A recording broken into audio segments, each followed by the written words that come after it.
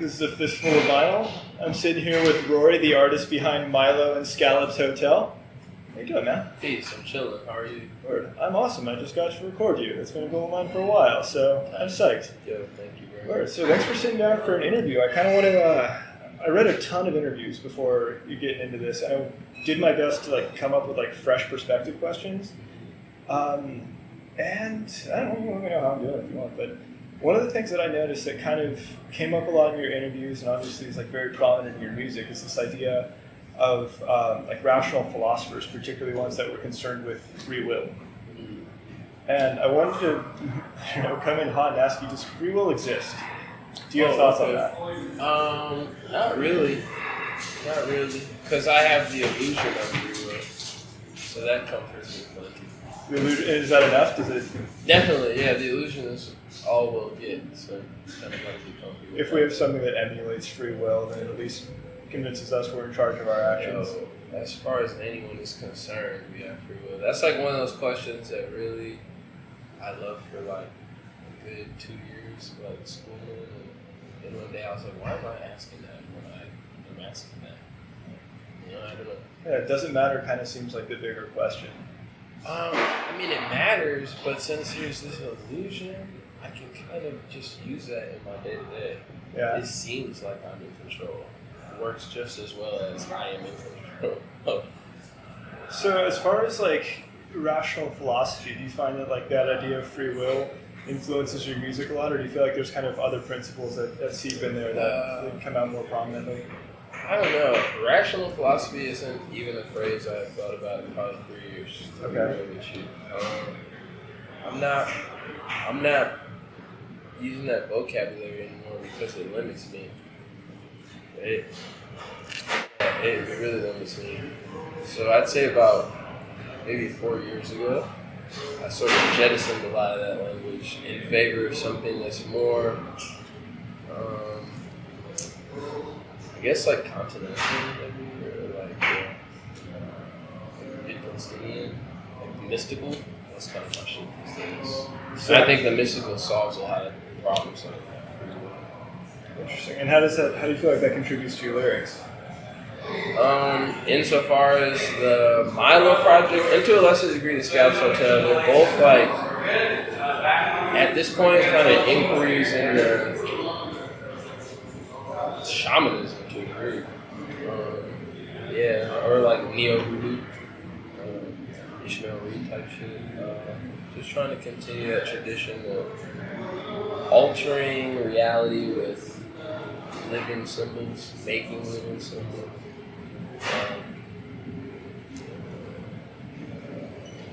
I've always been kind of interested in the idea of personal philosophy influencing music.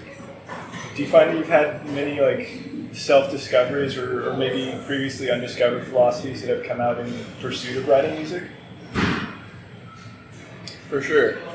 And for a while, I think I thought music was made before that. But now I think of music more as a medicine. Okay. I'm less interested in self-discovery with music as much as I am just expression, and mostly trying to get to positive expression. Yeah. I'm going to change lanes here for a minute. It also seems part of the distinction that I understand between MILO and Scallop's Hotel is where MILO is aligned as a very collaborative project. Scallop's Hotel is kind of the expression of the DIY ethos. Yeah, that's cool. And that's something we've got a lot of experience with, filming a lot of folk punk bands and these bands that travel by train and set up their own shows on street corners and that kind of thing. What do you feel is important about maintaining a DIY ethos in your music? Is it humbling? Is it resourceful? What parts of that do you carry with you in your everyday life? To me, I don't even really rep the phrase DIY. It seems sort of like a weird political phrase. I don't know any other method. I'd say my history, my family's history, my people's history even is one of just resourcefulness. The genre I'm operating out of, hip-hop, is in itself born from that. So it's at this point, I don't know. It's not a conscious effort. It's not a conscious effort. I just think it's all part of the art form. I don't know how to hand certain things on. Scallops Hotel is taking that to the nth degree. But MILO is still a lot of just me. Yeah. And I've heard people asking about whether MILO is coming to a close or not. Yeah. Yeah. What's the reasoning behind that? I decided about a year ago that I was kind of over the arc. Like the arc of it started when I was in the dorm room. It's like my most successful project of my naive years. Okay. But I'm out of my naive years, so I kind of just want to wrap it up. Well, that brings me to another interesting question. We're here in Los Angeles. Yeah. You know, the home of Hellfire, which you were involved with for a few years. Yeah. And now you're in Ruby Yacht. I've heard it described that, you know, in Hellfire you were kind of a student, a pupil. There were a lot of rappers in that group who had more seniority than you that you learned from.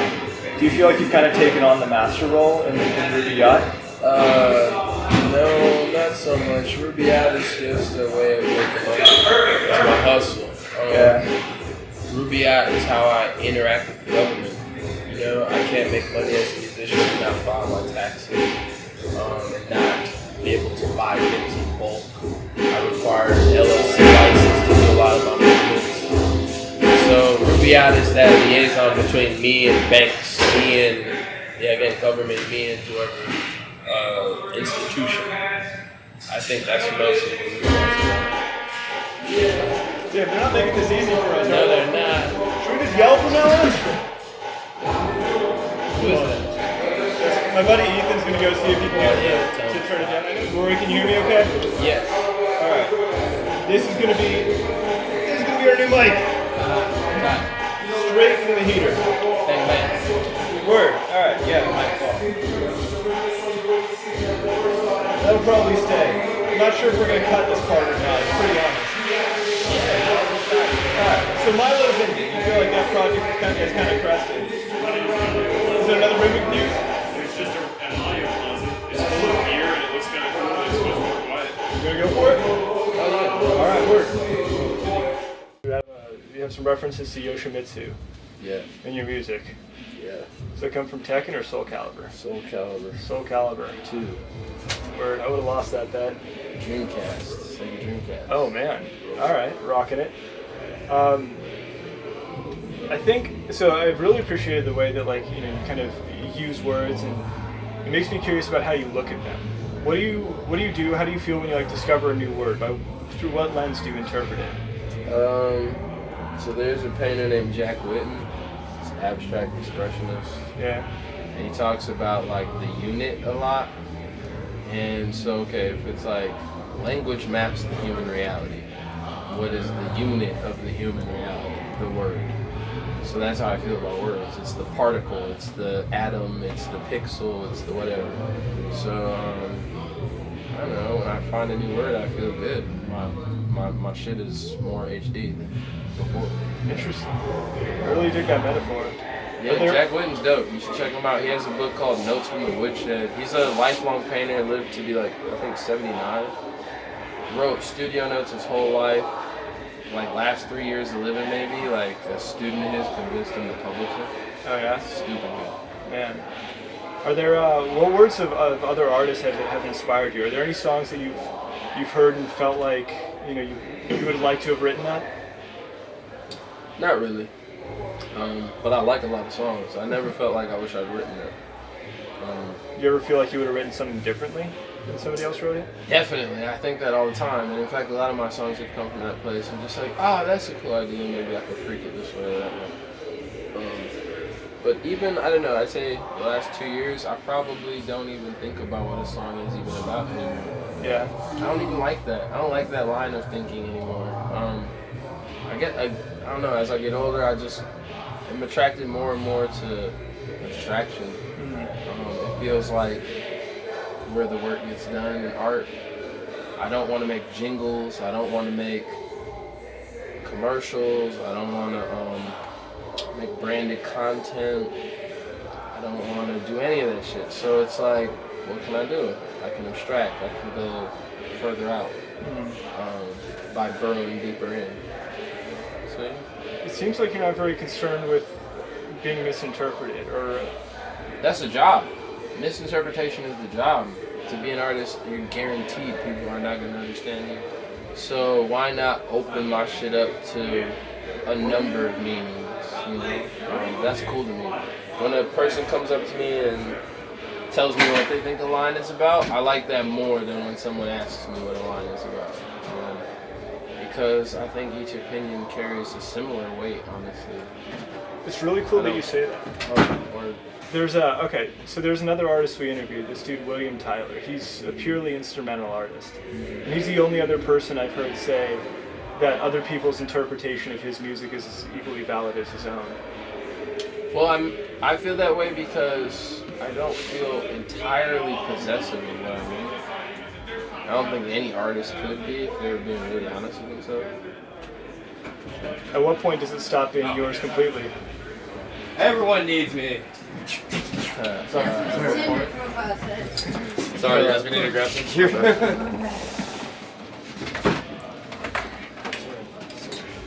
Are you still straight edge? No. I owe you a beer. I've been straight edge for like 5 years. Yeah. Maybe even more. I was straight edge for 9, so I just got a polite. I was straight edge for 21. 21. 22. Whenever I dropped out of college, I mean, being a rapper, yeah, you don't have to do straight edge. It's good for being a student, though. Yeah. Highly recommend it. That was part of my rationale as well. And I just found out I really enjoy bourbon.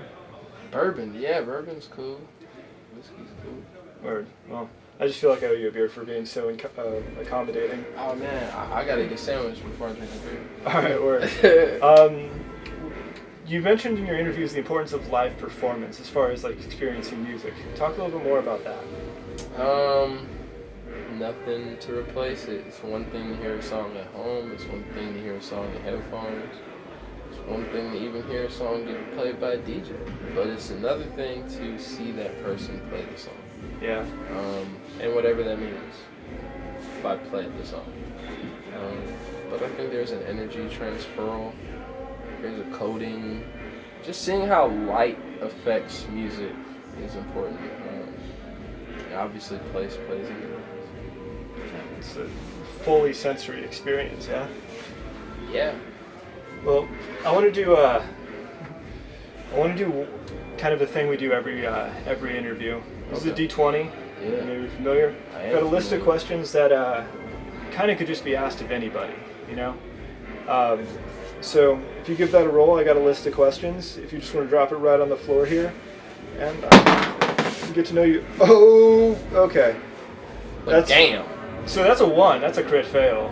I fuck with that.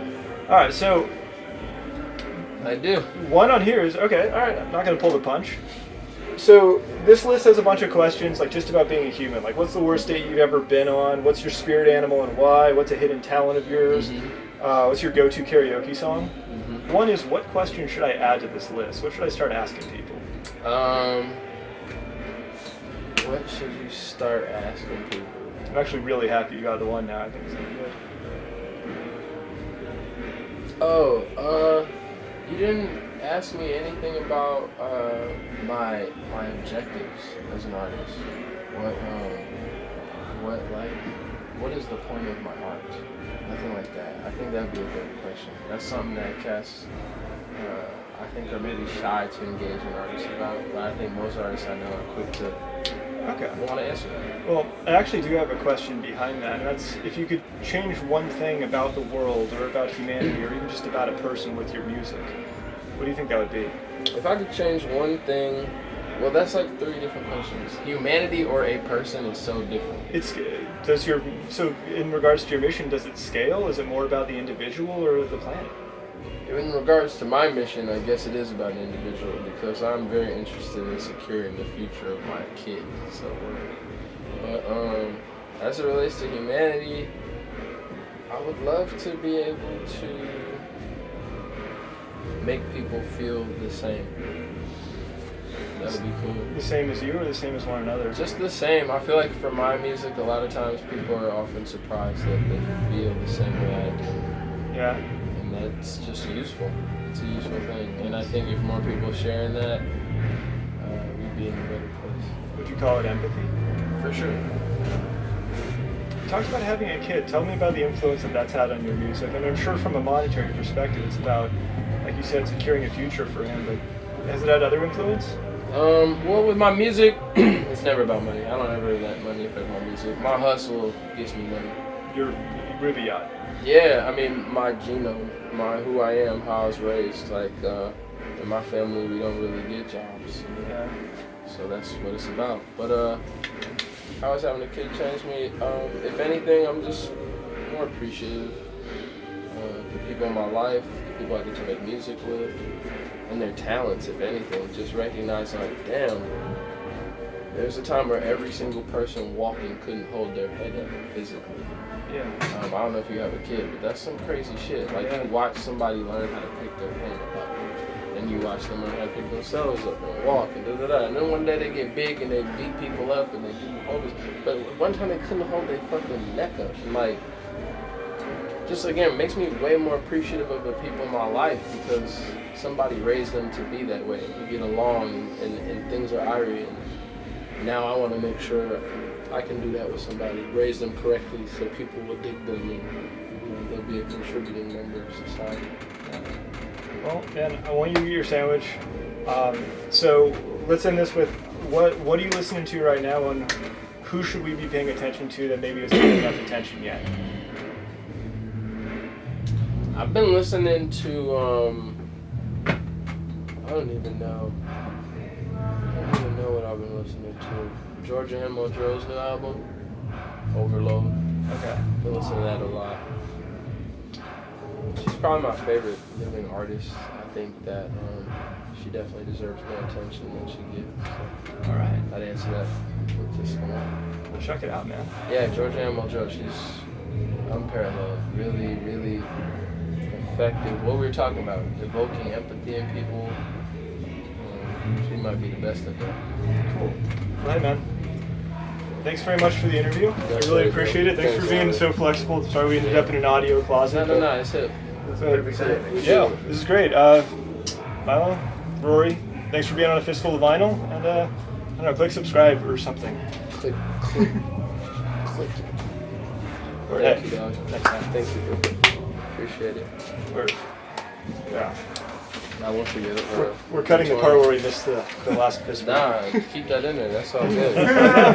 You like that. It's the idea. Yeah, keep it genuine. That's what again, hotline. It's got a hotline. Wait, let's see the hotline. Let's put it under the light. Okay, yo. 773-509-8000. Yeah, hotline. The operator standing by now to inspire you. Word. Yeah. This is kind of our own DIY merch project. We throw a stencil on here, hit it with some bleach. What do you think? You want that? Oh. Very least sincere. That's how we make merch. Yes? Yeah, not with the bleach tip. Give that a shot. Came out like this. It's Just bleach, not a mix of it. It's like 20% water, 80% bleach, and then we have a soap bath that we throw it in. That's stuff like Cabano. But yeah, every black shirt is different, man. They all bleach into like a different shape, which is kind of sick. So no two shirts are alike. You can get these on our Patreon. Pop it on the Patreon. Thank you again. I really appreciate it.